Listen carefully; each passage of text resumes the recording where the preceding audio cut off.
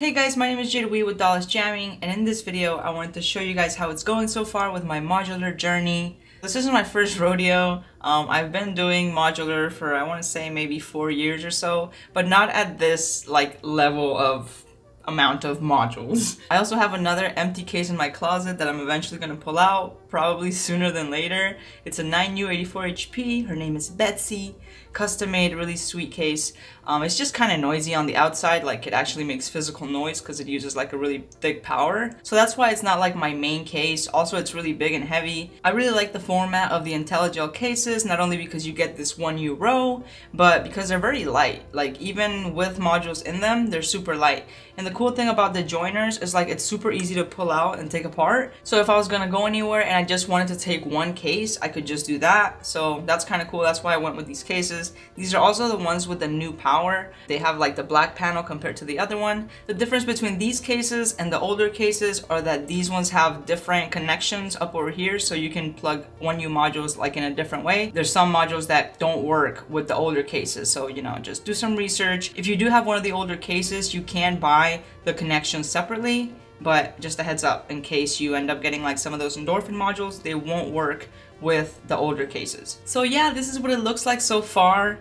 This is definitely 100% not gonna stay like this. Obviously, the modular is a living, breathing creature. Everything, you know, is not permanent, and I'm completely fine with that. I mean, that's the whole point of modular. I'm not gonna keep two bit boxes. I didn't know which one I liked, so I got both of them to see which one I like.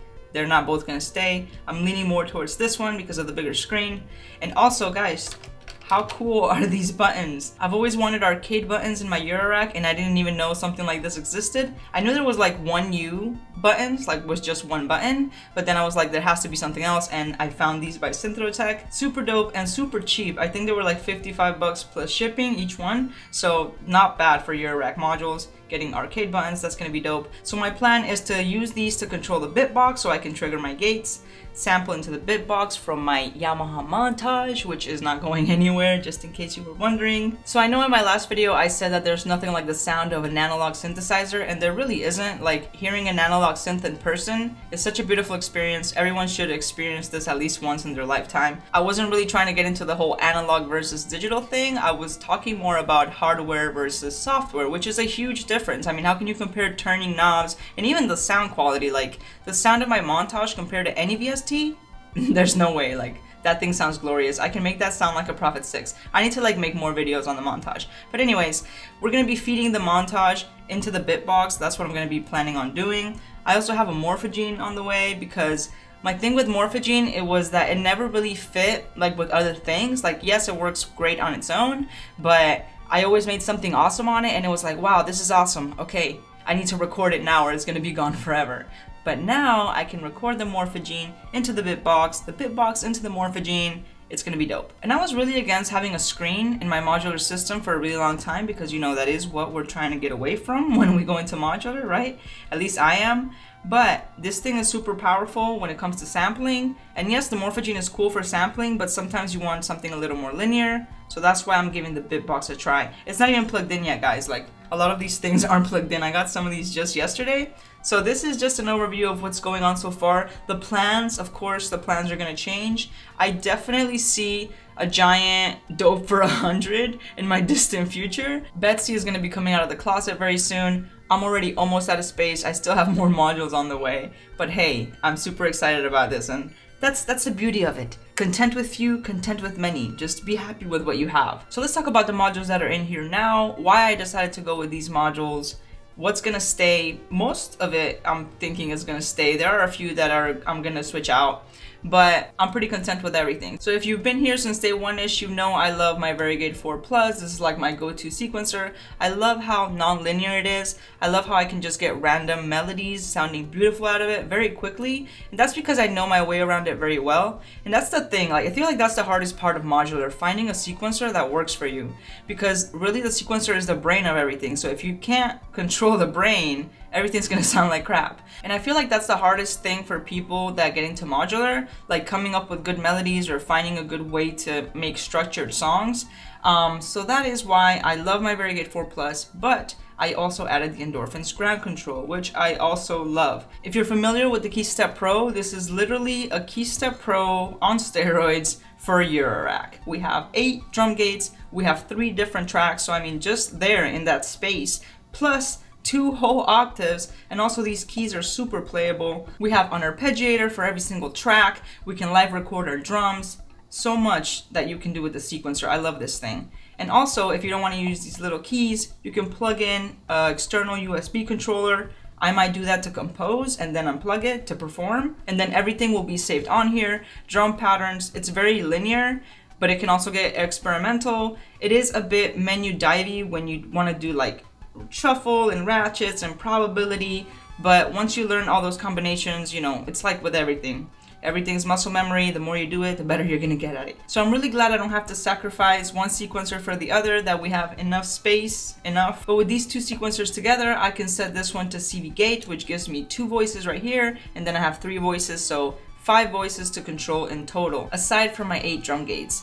So for my drums, we just got the Cocaine by Modular, which I'm super excited to try out. Again, guys, we literally just got this yesterday. Most of the stuff is not plugged in, but I am super excited to try this, especially the sidechain. Let's see how that goes with the sidechain. I had somebody comment on the last video, something that was really smart, and I'm like, wow, I'm definitely gonna do that because it's genius. So thank you, whoever you were. And that was to record my drums and my melodies separately. That way I can mix them post. Because yes, this is DAWless jamming, but this is not DAWless mixing. I still, you know, I still want to make my track sound good at the end, right? Like, yes, it's going to be cool while I'm jamming here, but at the end, you know, maybe something's too loud. Maybe the drums are too loud. Maybe when you're jamming, your drums are running in the background all the time. And when you listen to the song and you're like, oh, I wish that I would have removed the drums there. So like, I want to be able to have that freedom.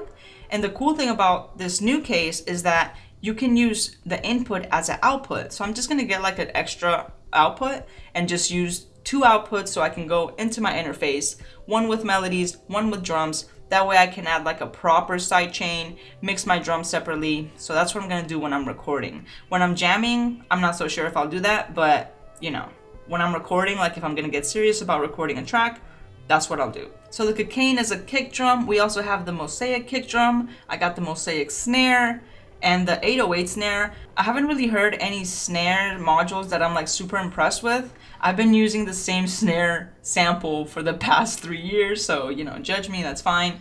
I love my Fat Buddha drum collection, and I was thinking of like loading up my Fat Buddha drums and just, you know, playing them right here like this with these. I might do that too. Like, that's the cool thing about these buttons. They don't just have to be used for this. Like, I can use these to control my drums. I can use these to send gates to other places. So like, I'm excited that I got these. The Basiliscus Iteritas is a drum module. When I've had it before, I've always used it as a synth module because it's also a beautiful synth voice. So it's gonna be fun getting experimental with it as a drum module. The hi-hat C was recommended by my friend Travarsi. I do like it. I wish the decay on this one was a little longer. That's like my only complaint about it, but it does sound pretty good. And you get a closed hi-hat and an open hi-hat. They both share the same output, so there's that, but it's convenient to have them both there. The Data Bender is an effects module. I've seen some really cool stuff with it, kind of like SP404 style effects with it. Excited to try that out. The Bitbox Micro, again, same thing as the Bitbox, but smaller. It also has MIDI out, which I don't really need because I'm not really going to be using external gear like that. That's why I'm kind of leaning more towards this one, but we'll see. The Cosmix is the mixer. It has 4 mono inputs, pan for those, and then 2 stereo inputs. So my plan is probably to get like some of the Mosaic mixers and just run the drums through those, and then just send those into like some effects and then into one of the mono inputs. That way I have volume control for each of my drums individually, and then I can control all my drums with one slider. Or I might get some of the IntelliJ quadrants. I haven't decided yet. The cool thing about this mixer is that it has a built-in drive, and it really adds to the sound. Like, watch some videos on this, pretty dope mixer. We also get individual mute buttons, which is always convenient. A great feature of the Endorphin sequencer is that we do have instant mutes for everything. So I don't really have to depend on my mixer, like I can just use these. So that's also very convenient. I had bought this Future Retro, recommended from a friend, and it's a dope little module. It sounds pretty cool, but not really my cup of tea when it comes to drums. I don't really like to be like scrolling through menus when it comes to drums. Like, I just want everything to be knobby and buttony. I don't really want to be like picking menus and stuff, so I'm probably not gonna keep that. And I also have some WMD modules on the way, the Chimera and the Fracture, so I'm excited to try those out. And I think that's it for our drum modules for now, right? Oh, aside from the Plonk, I have Plonk over here. I've always used Plonk as a synth voice because it sounds beautiful. It sounds like a little tiny cello if you want it to, but it's nice to have the flexibility to use it as a synth module, as a drum module. I do like my Plonk. It is a bit menu divey at first when you get it. It can be a little overwhelming, but I'm so familiar with it. I've messed with it for the last couple of years. I can move around it pretty quickly, and that's why I got it again. I also love how it sounds, and also that you're able to use it as a synth voice, as a drum voice. Same thing with the Basimilus.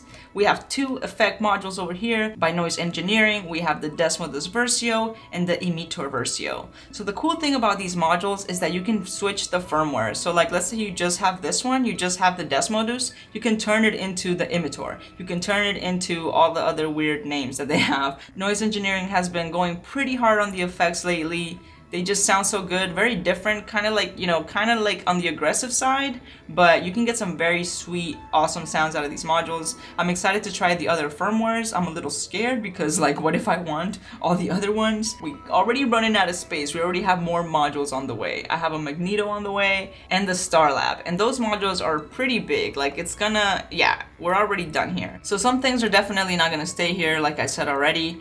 I'm probably gonna get rid of my black stereo delay. I'm still thinking about it because I do like it, but I already have one delay. I'm gonna have the Magneto, and like, you know, comparing the Magneto to this is very cool though. Not gonna lie, I have had a lot of fun with the black stereo delay, but I think I'm ready for something new. I also have this Echo, which I wanna say has been in my case, not this specific one, because this one's the metal panel. I don't know when they started making metal panels for these, because they used to be made of plastic, but I do love this little Echo, but I don't know if it'll stay because, you know, seeing that it's 8 HP and the Emitor is 10 HP and the Emitor is like so much more powerful, kind of makes me question my HP choices. Like, you know, you have to be smart. That's why I said that I really see like a giant modular in my distant future, because there's so many big modules that I want, and I know like I'm already out of space. So, you know, I already knew this coming in, guys. Like, I'm not surprised, so this is just, you know, part of the journey. I don't see it happening anytime soon. I mean, I'm not gonna buy a giant modular living in an apartment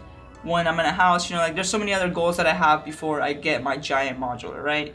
But I do see it happening, so just a heads up, in the distant future, hopefully later than sooner. We also have the bass line for Erica, which is like a 303 clone. It does sound pretty good, but I don't like that it doesn't have a built-in decay, and I'm really, you know, I love decays when it comes to synth voices. And I'm also obsessed with this Frequency Central monograph synthesizer. I actually just came across this just by like looking on Modular Grid, looking for synth voices, and I'm so glad I found this. This is amazing. Like, and I'm not one to DIY, so I'm glad that I found one that was already built, and it's beautiful, guys. Like, I need to make a video on this synth. Like, it's really made me question like full-sized monophonic synthesizers, because this thing is just 20 HP and it's the whole freaking analog synth with sub-oscillators, with triangle, sawtooth, square wave, pulse width modulation. My only complaint about it is that I wish it had more CV inputs, but it really is a beautiful sounding analog synth voice. So if you know how to DIY, or if you know anybody that DIYs stuff, have them build you one because you won't regret it. Next to that, we have our classic combo of rings and clouds. I did have the beats for a while because I'm like, okay, I guess I could save me a little bit of HP, but I just love my cloud so much and I'm so familiar with it that I'm like, nah, let me just keep it classic because, you know, that's how we do. So a few more things that are in the mail. Let's see, the board brain guitar module, the EQ module, that's gonna be dope. Getting the guitar into here, sampling it into Bitbox, running it through effects, that's gonna be a lot of fun. Yeah, but we're definitely almost out of space. So next video for sure, Betsy's gonna be out. I also have like the Moogs that are coming. You know, we're gonna probably put those in Betsy because I don't want like too many like cases. But yeah, you know, we're gonna get a lot more analog stuff in here because, you know, everybody needs a Moog. And I've had the Mother before, I've had the D-Fan before, I've had the Subharmonicon just for a short time.